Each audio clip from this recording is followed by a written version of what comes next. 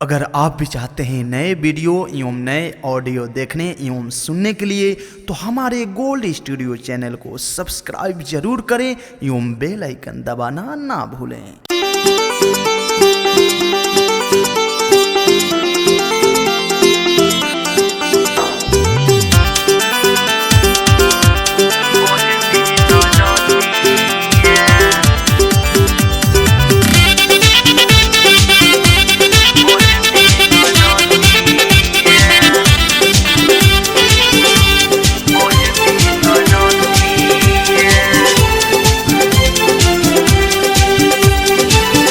अखिया से निराला हमारा बहे दिन रतिया, अखिया से निराला हमारा बहे दिन रतिया।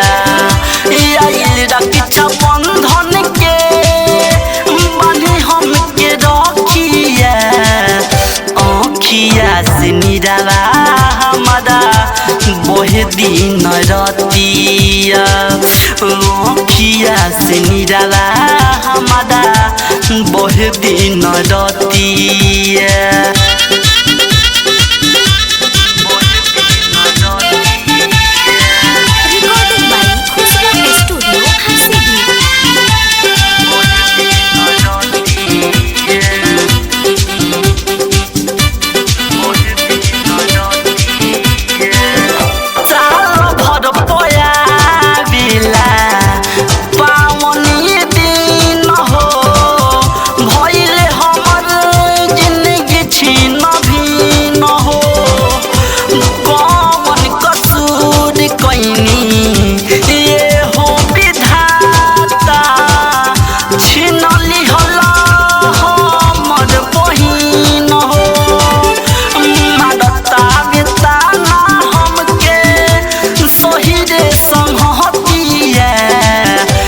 अखिया से निराला हमारा बहे दिन रतिया, अखिया से निराला हमारा बहे दिन रतिया।